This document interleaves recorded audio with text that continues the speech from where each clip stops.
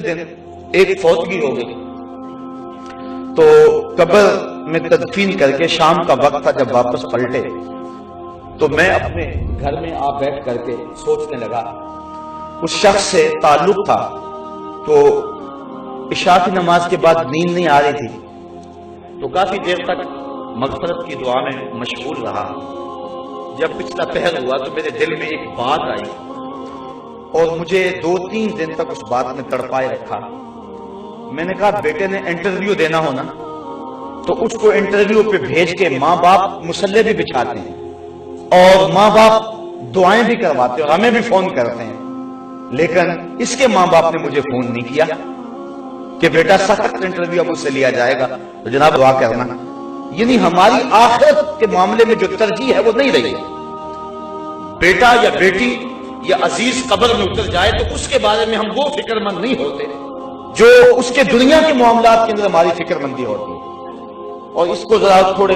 لمحوں میں تنہائی میں کبھی سوچنا کہ ایسا ہی نہیں ہے، تو ماں باپ کو جہاں اولاد کے اچھے مستقبل کی فکر ہوتی ہے، اس کا مستقبل ٹھیک ہو جائے، اور مستقبل سے مراد اس کی دنیا کی زندگی کیا آخری ہے، یہاں کبھی اس کا مستقبل آخرت کا مستقبل بھی سوچنا چاہیے۔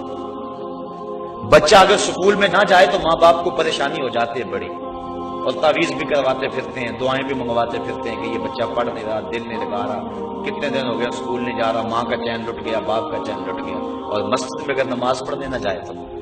کیا ماں باپ کو اتنی ہی پریشانی ہوتی ہے؟ اگر اتنی ہی پریشانی ہوتی ہے تو پھر مبارک ہے، ویسے ہونی زیادہ چاہیے، لیکن اگر نہیں ہوتی تو پھر سوچنا ہوگا ہم نے کس کو ترجیح دی۔ ہم صبح بھیجتے ہیں نا سکول میں بچے کو تو کتنا تیار کرتے ہیں اس کو، نئے کپڑے جوتے پالش کر کے، ماں کتنے جتن کرتی ہے، اور صبح جب بچے کو اس مسجد میں بھیجتے ہیں نا تو بستر سے اٹھاتے ہیں اور جو ہے وہ اس کی گردن پہ تھپکی مار کر چل مسجد میں، اور اس کی ناک بھی بہہ رہی ہوتی ہے اور کپڑے بھی اس کے گندلے اور عجیب حالت میں صبح کے وقت مساجد کے اندر بچے بیٹھے ہوئے ہوتے ہیں۔ اللہ کا قرآن پڑھانے کے لیے بھیجا ہے جس کو بغیر وضو ہاتھ بھی نہیں لگا سکتے، تو ہم نے کس حالت میں بھیج دیا، اور جب سکول بھیجا تو کس حالت میں بھیج دیا۔ میں یہ نہیں کہتا کہ بچوں کو اس انداز میں سکول نہ بھیجو، صفائی ستھرائی دین کا حصہ ہے، لیکن جب قرآن مجید پڑھنے کے لیے تم نے بھیجا تمہیں یہی اہتمام کرنا چاہیے تھا۔ وما قدر اللہ حق قدرہ، اللہ فرماتا لوگوں نے اللہ کی قدر کا جو حق تھا وہ ادا ہی نہیں کیا ہے۔ ذرا میں اور آپ غور تو کریں، صبح سے لے کر شام تک اور شام سے لے کر صبح تک کس مقصد کے لیے زندگی گزاریں۔ ہم یہ نہیں کہتے کہ دنیا کے لیے کاروبار نہ کرو، کمائی نہ کرو، لیکن جہاں جتنا رہنا ہے وہاں اتنا ٹھکانہ بناؤ۔ 10 دن کے لیے سفر پہ جاتے ہو، بیرون ملک جاتے ہو، وطن میں کہیں چلے جاتے ہو، تو وہاں 10 دن رہنا ہو تو وہاں آپ کوئی کوٹھی تو نہیں خریدتے، وہاں تو ایک ہوٹل کا کمرہ کرائے پہ لیتے ہیں۔ میاں یہاں ایک کوٹھی خرید لو نا، کہتے نہیں بس میں نے 10 دن تو رہنا، تو جہاں 10 دن رہیں وہاں مکان کرائے پہ لیا جاتا ہے، اور جہاں ہمیشہ ہی رہنا ہے، زندگی کا خاتمہ ہی نہیں ہے، نقطہ انجام ہی نہیں ہے، زندگی ختم ہی نہیں ہونی ہے، تو کبھی سوچا اس کے لیے کیا بنایا؟ اللہ فرماتا ہے ایمان والو اللہ سے ڈر جاؤ، اور ہر جان یہ سوچے اس نے آنے والے کل کے لیے آگے کیا بھیجا۔ یہ ساری زندگی کتنی ہے؟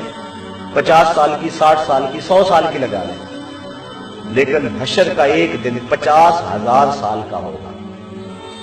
50 سال کا نہیں، 100 سال کا بھی نہیں، 50,000 سال کا ایک دن ہوگا، پہلا دن، اور اس کے بعد پھر موت کو مینڈے کی شکل میں لا کے ذبح کر دیا جائے گا، موت کو بھی موت آ گئی۔ اب ایسی زندگی جو کبھی ختم نہیں ہوگی، اس زندگی کو برباد کر لیں اور اس زندگی کو سنوار لیں، اس سے بڑی نادانی اور کیا ہو سکتی۔ تو کہا کہ